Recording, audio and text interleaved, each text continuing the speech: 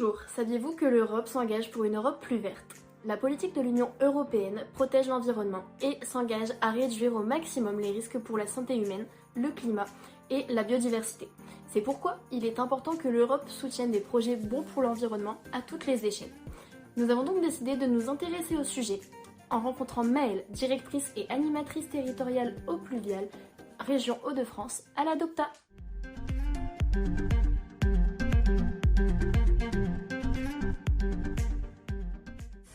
L'Adopta est l'association pour le développement opérationnel et la promotion des techniques alternatives en matière d'eau pluviale. C'est une association loi 1901 qui a été créée en 1997, qui est basée à Douai, qui intervient sur l'ensemble de la région Hauts-de-France et également sur le territoire national. L'objectif de notre association, c'est quoi? C'est de développer, de promouvoir une gestion dite durable et intégrée des eaux pluviales dans l'aménagement urbain, et pour cela elle exerce 4 grands types de missions: de la sensibilisation et de la communication, de l'animation et de la formation, de l'aide au changement et de la recherche et du développement opérationnel.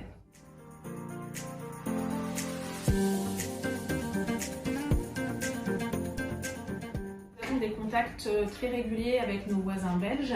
Nous intervenons depuis plusieurs années assez régulièrement dans le cadre de conférences qui sont organisées là-bas, dans la région de Bruxelles.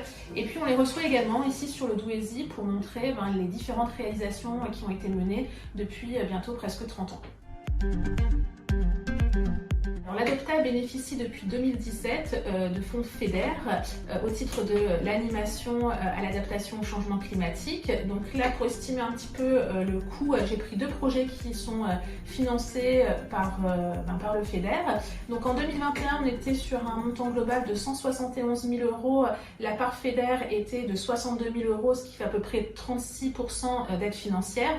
Et en 2022, on était sur un montant global de 176 000 € avec un montant de l'aide de 67 000 €, soit 38%, ce qui est quand même un montant non négligeable. À côté, on a des aides financières pour l'animation sur le territoire régional d'autres partenaires, dont les agences de Loire-Picardie, Seine-Normandie, la région de France, l'ADEME au titre de l'adaptation au changement climatique, et au-delà, l'association, pour son animation sur le territoire national, a des aides de l'agence de Lorrain-Meuse, mais aussi du ministère de la Transition écologique.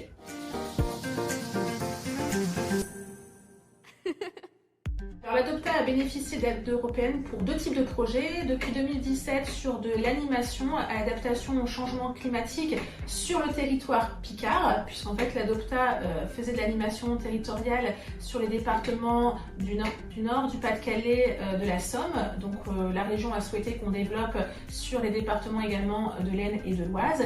Et puis depuis 2020, on bénéficie également d'aides européennes au titre d'un renforcement de l'animation territoriale à l'adaptation au changement climatique, cette fois-ci sur la totalité de la région Hauts-de-France.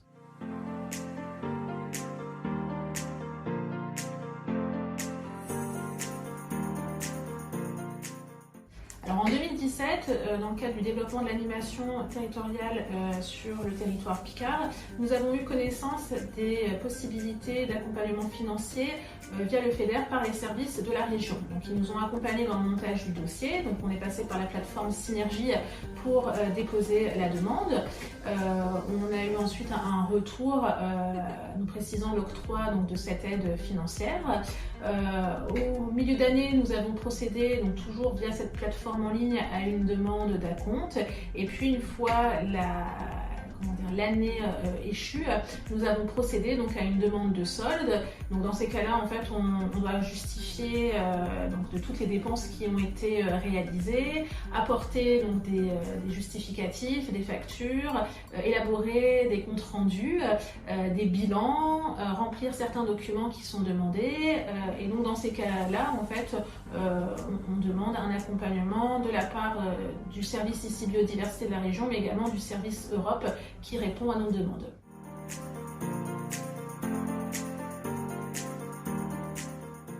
Les fonds européens, en fait, nous ont aidés à développer l'animation territoriale. Aujourd'hui, on voit que l'adaptation au changement climatique, la gestion des eaux pluviales est un sujet d'actualité. Il y a une forte demande sur les territoires, demande de sensibilisation, d'accompagnement.